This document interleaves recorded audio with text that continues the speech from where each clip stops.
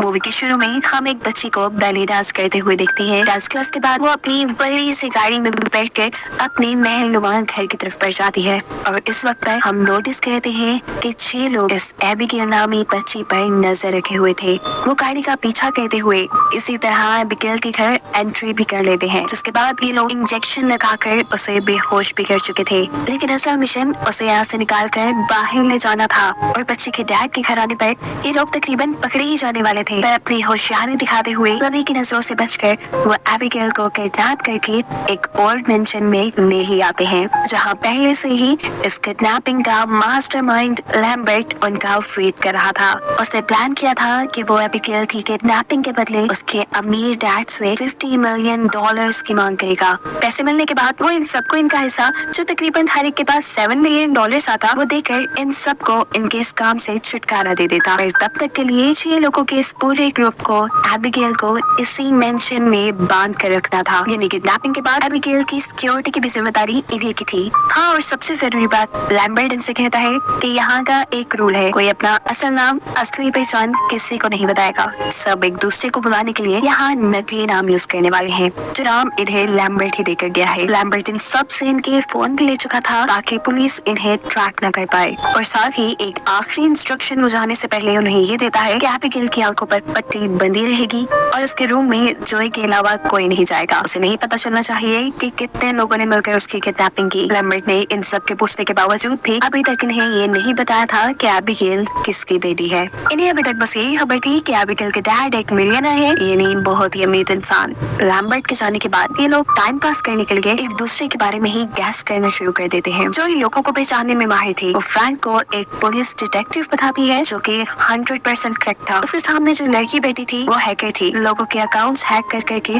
पैसे की कमी तो नहीं थी उसके पास, बस तुमने थ्रिल के लिए मिशन चुना है। सही कह रही हूँ ना? और ये मस्कुलर मैन, तुम्हें अपनी ताकत दिखाने का बड़ा शौक है ना? तुम जरूर एक गुंडे हो। ड्राइवर, तुम्हारे बारे में गेस करने की क्या जरूरत है? तुम अपनी अच्छी ड्राइविंग स्किल्स की वजह से हमारे साथ हो। एंड एट लास्ट स्नाइपर, तुम्हारी हरकतों से तुम मिलिट्री वाले लगते हो। सबके बारे में तो उसने अच्छा गेस कर लिया था, पर अब खुद की बारी थी, जिस पर फ्रैंक बोलता है तुम भी तो मिलिट्री में थी, ड्रग्स की लत ने तुम्हें कहीं कभी नहीं छोड़ा, तुम्हारा बेटा भी तुमसे दूर हो और इस वक्त इसलिए तुम इतनी ज्यादा ही कैंडीज खाती हो। ये सारी बातें सुनने के बाद जोई एबिगेल के रूम में जाती है और उसकी आंखों पे बंधी पट्टी हटा देती है। इन्हें उसने लैम्बर्ट का एक रूल तोड़ दिया। एबिगेल बहुत ही ज्यादा डरी हुई थी। उसे रिलैक्स करने के लिए जोई से पिंकी प्रॉमिस करती है कि ना तो मैं तुम्हें कोई नुकसान पहुंचाऊंगी और ना ही तुम्हें किसी और से नुकसान होने दूंगी। बातों ही बातों में इनके दरमियान का बॉन्ड काफी अच्छा हो जाता है। जोई बताती है, एबिगेल मेरा तुम्हारे जितना ही एक बेटा है। एबिगेल को ये सुनकर अच्छा लगा था। वो कहती है, जरूर आप अपने बेटे से प्यार करती होंगी, पर मेरे डैड वो थोड़े अजीब है, गुस्से वाले हैं, खतरनाक है, मेरे से उतना प्यार नहीं करते जितना वो पहले करते थे। जोई के बाहर जाने से पहले एबिगेल उसे वार्न करती है, आज रात बहुत बुरा होने वाला है कुछ। जोई को उसकी ये बातें थोड़ी अजीब लगती हैं और फिर नीचे आकर सब लोग उसे कहते हैं कि मुझे शक है कि एबिगेल के डैड कोई बहुत ही खतरनाक इंसान है। आखिर हमने किडनैपिंग की है, हमें भी पता होना चाहिए कि किसकी बेटी को किडनैप कर लिया हमने। उसकी बातों में दम था। फ्रैंक बिना वक्त ज़ाया किए एबिगेल के रूम में जाता है और उसे डरा धमका कर उससे उसके डैड का नाम पूछ लेता है। एबिगेल के डैड का नाम सुनने के बाद वो स्टिल रह जाता है, ऐसे जैसे उसे सांप सूंघ गया हो, क्योंकि उसे यकीन नहीं आ रहा था कि उन्होंने एक बहुत बड़े गैंगस्टर की बेटी को किडनैप कर लिया है। ये बात वो जाकर सबको बताता है और सब उसी की तरह शौक रह जाते हैं। फ्रैंक अपना एक एक्सपीरियंस शेयर करता है कि कैसे एक मर्तबा उसके साथ के 3 ऑफिसर्स ने इस गैंगस्टर के खिलाफ काम किया था। उसके बाद से उन तीनों ऑफिसर को लाइफ थ्रेट्स आना शुरू हो गए। उनकी सेफ्टी के लिए उन्हें होटल के सबसे सेफ रूम में रखा गया। रूम के आगे 24/7 सिक्योरिटी थी और रूम के अंदर जाने के सिर्फ 2 ही रास्ते थे, एक विंडो और एक दरवाजा। विंडो से अंदर घुसना तो इम्पॉसिबल था, लेकिन फिर भी जब सुबह को दरवाजा खोला गया तो अंदर से तीनों ऑफिसर्स की लाशें मिली। इससे वो खूब अंदाजा लगा सकते थे कि अब उनके साथ क्या होने वाला है। अंदाजा लगा सकते थे कि अब उनके साथ क्या होने वाला है।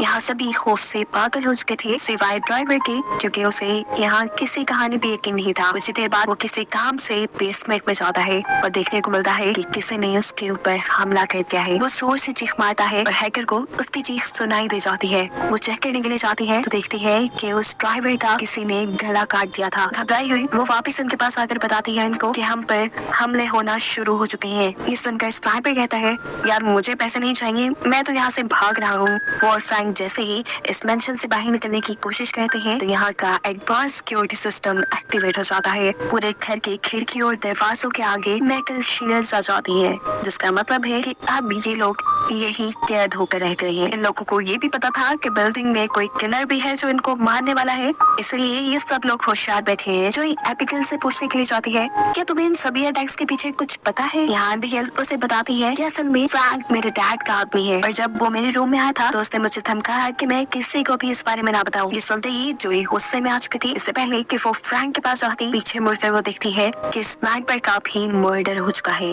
उसको इतनी बुरी तरीके से मारा गया था कि मानो उसका मुंह नोचा गया। जोई और भी ज्यादा डर गई। वो गन पॉइंट पे फ्रैंक को रख लेती है। फ्रैंक उसे समझाने की कोशिश करता है कि वो बच्ची हमारे साथ खेल खेल रही है, वो झूठ बोल रही है, लेकिन जोई इसके बात पे यकीन करने वाली नहीं थी। इसी चीज के ऊपर लड़ते लड़ते कब एबिगेल के कमरे के सामने आ गए इन्हें पता नहीं चला। एबिगेल इन्हें लड़ता हुआ दिख रही थी और साथ साथ अपने हाथों से हथकड़ियां उतार रही थी और अगले ही सेकंड वो एक भयानक वैम्पायर में बदल चुकी थी। उसे देखकर ये लोग डर जाते हैं। फ्रैंक उसे गोली मारता है, लेकिन एबिगेल अपने आप को कुछ ही देर में हील कर लेती है। ये देखकर सब डर गए। बाहर आकर जल्दी से वो उसे उसके कमरे में लॉक कर देते हैं। एबिगेल को देखकर इन्हें काफी सारी मिस्ट्री समझ आ चुकी थी कि सिर्फ एबिगेल ही नहीं, उसके डैड भी एक वैम्पायर है, इसलिए सब उससे डर कर रहते हैं। और अभी तक जितनी भी किलिंग्स यहाँ हुई है वो सब के सब एबिगेल करती है। इन्हें अगर जिंदा रहना था तो इन्हें एबिगेल को मारना था। कोई गाली पकड़ लेता है तो कोई लकड़ी से शार्प एज वाले वेपन्स बनाता है इस वैम्पायर यानी एबिगेल को मारने के लिए, लेकिन जोई इस काम में इन सब का साथ नहीं दे रही। उसका मानना है कि अगर हमें जिंदा जाना है तो हमें एबिगेल के साथ कोई डील कर लेनी चाहिए। खैर इसकी बातों पे ये लोग ध्यान नहीं देते और एबिगेल का रूम खोल देते हैं, जहाँ एबिगेल स्नाइपर के मरे हुए जिस्म के साथ डांस कर रही थी। ये लोग पीछे से एबिगेल के ऊपर हमला करते हैं, लेकिन एबिगेल खुद ही इनके ऊपर भारी पड़ जाते हैं। गार्लिक और क्रॉस का तो उसके ऊपर कोई असर ही नहीं पड़ता। मुश्किलों से ही ये अपनी जान बचाकर एबिगेल के रूम से भागकर बाहर आते हैं। जो इन्हें मशवरा देती है कि हमें एबिगेल के ऊपर बेहोश करने वाला इंजेक्शन यूज करना चाहिए। पहले भी वो उसी से बेहोश हुई थी। उसका आइडिया अच्छा था। सब उसके ऊपर वर्क करना शुरू करते हैं, लेकिन एबिगेल का उनके हाथ में आना इतना आसान नहीं था। एबिगेल अभी भी सबके ऊपर भारी पड़ रही थी, लेकिन उनके ग्रुप का वो गुंडा मुश्किल से ही सही लेकिन पीछे से एबिगेल को पकड़ने में कामयाब हो जाता है और वक्त रहते ही जोई उसे बेहोश होने वाला इंजेक्शन दे देती है। इस सारी हाथापाई के अंदर एबिगेल यहाँ इनकी एक साथी के हाथ पे काट भी गई थी। सबको डर था कि कहीं वो लड़की भी एक वैम्पायर न बन जाए। फिर दिखाया जाता है कि एबिगेल को जब होश आया तो उसने अपने आप को जेल में पाया।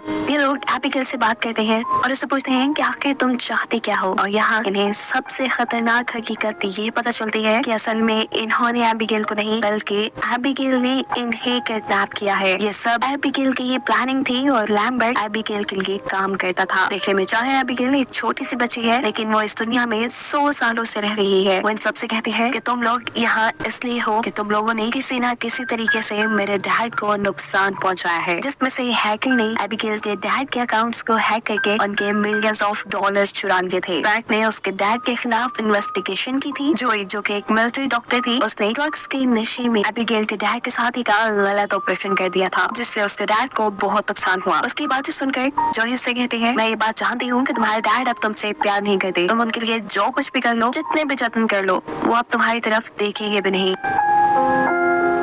इन बातों के बाद ये सब लोग यहाँ से बाहर जाने का डिसाइड करते हैं। यहाँ से बाहर निकलने के लिए उन्हें बाहर का रास्ता भी ढूंढना था। ढूंढने का काम बाकी तीनों लोग करते और फ्रैंक को ये एबिगेल पर नजर रखने का काम देते हैं। इन सब के यहाँ से जाने के बाद एबिगेल फ्रैंक के साथ एक डील करती है। उसे कहते हैं कि तुम मुझे यहाँ से निकाल दो, मैं तुम्हें जिंदा छोड़ दूंगी और बाकी सबको खा जाऊंगी। बातों की बातों में फ्रैंक उससे इस बिल्डिंग से निकलने का रास्ता भी पूछ लेता है। एबिगेल बताती है कि इस बिल्डिंग की लाइब्रेरी में एक बुक है जिसको प्रेस करने पे यहाँ के सारे सिक्योरिटी सिस्टम डीएक्टिवेट हो जाएंगे। ये सुनने के बाद फ्रैंक एबिगेल से की हुई उसकी डील तोड़ देता है और अपने बाकी साथियों को यहाँ से निकलने का रास्ता बताने के लिए जाता है, लेकिन उसे धोखा देते देख गुस्से में एबिगेल अपना पिंजरा तोड़कर बाहर निकल आती है और उसके ऊपर हमला कर देती है। वो फ्रैंक को यहाँ पे मारने ही वाली थी, लेकिन सही टाइम पे जोई आके एक हैमर से यहाँ की एक विंडो तोड़ देती है। सुबह हो चुकी थी और विंडो से आने वाली तेज सनलाइट एबिगेल के हाथ को किसी बम की तरह फाड़ देती है। एबिगेल अपने आप को दोबारा से ठीक करने के लिए यहाँ से एक अंधेरी जगह में जाकर छुप छुप जाती है और फिर वक्त के लिए ये लोग एबिगेल से छूट चुके थे, क्योंकि इस टाइम जहाँ पर वो थे वहाँ पे सनलाइट आ रही थी। लेकिन कितना भी वक्त तो यहाँ रहे थे, रात तो होनी ही थी। एबिगेल से इनका सामना जरूर होना था। इन लोगों को यहाँ से बाहर निकलने का रास्ता ढूंढना ही था। ये लोग दो दो के ग्रुप में डिवाइड होकर जब यहाँ से बाहर निकलने का रास्ता ढूंढने की कोशिश करते हैं, तब एबिगेल उस लड़की का माइंड कंट्रोल करने लग जाती है जिसे उसने काटा था। अपनी पावर से एबिगेल इस लड़की को वैम्पायर बना देती है और सबसे पहले उसके अपने ही साथी को मारने का हुक्म देती है। उसके कहने पे ये लड़की ये काम कर भी चुकी थी, यानी अपने उस पार्टनर को मार भी चुकी थी। जोई जो दूर खड़ी है सब कुछ देख रही थी इससे पहले कि वो जोई को ही आकर मारती। जोई एक मिरर के जरिए इस लड़की के ऊपर सनलाइट रिफ्लेक्ट करती है, क्योंकि अब वो लड़की वैम्पायर बन चुकी थी। इसी वजह से वो सनलाइट के लगते ही एक बॉम्ब की तरह फटकर खत्म हो जाती है। सभी यहाँ पर मारे जा चुके थे। जो बचे थे वो था सिर्फ फ्रैंक और जोई। फ्रैंक यहाँ पे लाइब्रेरी में जाता है और एबिगेल की बताई हुई किताब से एक दरवाजा खुलने में उसको मदद मिलती है। अंदर एक कंट्रोल रूम था जहाँ पे इन्हें लैम्बर्ट बैठा दिखाई दे जाता है। फ्रैंक बिना वक्त जाए के लैम्बर्ट को शूट कर देता है, लेकिन लैम्बर्ट खुद ब खुद उससे हील हो गया। यानी लैम्बर्ट भी एक वैम्पायर है। वो फ्रैंक को बताता है कि आज से 2 साल पहले उसे वैम्पायर में बदल दिया गया था और उसके बाद से वो एबिगेल के लिए ये काम कर रहा है। वो हर ऐसे आदमी को एबिगेल के लिए पकड़ के लाता है जिसने एबिगेल के डैड का किसी तरह से नुकसान किया हो, जिसके बाद एबिगेल इसी मेंशन के अंदर लोगों को मैनिपुलेट करके इमोशनली उनके साथ खेल के उन्हें मार कर अपने आप को सेटिस्फाई करती है। अब लैम्बर्ट भी एबिगेल के लिए इन नौकरों के साथ काम करते करते थक चुका था। वो एबिगेल से छुटकारे के लिए फ्रैंक का साथ चाहता था। फ्रैंक का साथ उसे कुछ इस तरह चाहिए था कि वो सबसे पहले फ्रैंक को मार कर उसे एक वैम्पायर में कन्वर्ट कर देता। उसके बाद ये दोनों मिलकर एबिगेल को मारते। देन एबिगेल के डैड को, जो इस पूरी दुनिया के सबसे बड़े गैंगस्टर बने बैठे थे, जिसके बाद वो उसकी हर चीज के मालिक होते। फ्रैंक को उसकी ऑफर बुरी नहीं लगी थी, इसलिए फ्रैंक उसकी बात मान जाता है। लैम्बर्ट उसे पहले बाइट करता है और फिर उसे अपना खून पिलाकर उसे एक वैम्पायर में बदल देता है। वैम्पायर बनते ही वो एक वेपन के जरिए यहाँ लैम्बर्ट के ही दिल में स्टैब करके उसे मार देता है, जिससे हमें ये बात पता चली कि फ्रैंक के दिल में लालच आ गया था। लैम्बर्ट के प्लान के मुताबिक एबिगेल के डैड की सारी दौलत वो अकेले ही हड़प करना चाहता था। फ्रैंक क्या फील कर रहा था कि वो वैम्पायर बन के बहुत ज्यादा ताकतवर हो गया है। उसके जिस्म पे जितने भी जख्म थे वो सब के सब खुद ब खुद हील हो चुके हैं। इससे पहले कि वो एबिगेल को मारने के लिए उसकी तरफ चाहता, एबिगेल डांस करती हुई उसके पास होता जाती है। इन दोनों के दरमियान में यहाँ लड़ाई भी शुरू हो चुकी थी और एबिगेल पहले जो सब पर भारी पड़ती थी, अब उसे फ्रैंक से लड़ने में मुश्किल हो रही थी क्योंकि फ्रैंक उससे बड़ा था। दूसरी तरफ हम जोई को देख रहे थे जिसे अब ये यकीन था कि वो भी जिंदा नहीं बचेगी। वो यहाँ से भागते हैं आखिरी मर्तबा अपने बेटे को कॉल करने के लिए। वो अभी फोन नहीं कर रही थी कि यहाँ पीछे से उसके ऊपर फ्रैंक हमला कर देता है। वो उसे मारता है, टॉर्चर करता है, लेकिन उसे खाता नहीं। उसके दांत काटने की वजह से हम देखते हैं कि यहाँ पे जोई भी एक वैम्पायर बच गई है। इतनी देर में यहाँ एबिगेल भी आ जाती है, जो जोई को वैम्पायर बनता देखकर उसके साथ डील कर लेती है फ्रैंक को मारने के लिए। बिल्कुल ऐसे ही जैसे फ्रैंक ने एबिगेल को मारने के लिए लैम्बर्ट से डील की थी। लेकिन कहानी में ट्विस्ट ये था क्योंकि जोई फ्रैंक के काटने से वैम्पायर बनी थी, इसलिए फ्रैंक उसे कंट्रोल कर सकता था। वो यहाँ उसे कंट्रोल करके एबिगेल को मारने का हुक्म देता है। जोई उसकी तरफ बढ़ती भी है, लेकिन फिर एकदम से मुड़कर वो एक वेपन के जरिए फ्रैंक के ऊपर ही चढ़कर उसके दिल पे स्टैब करके उसे मार देती है। फ्रैंक भी पहले वैम्पायर्स की तरह फटकर मारा गया था और अब जो जिंदा थे वो एबिगेल और जोई।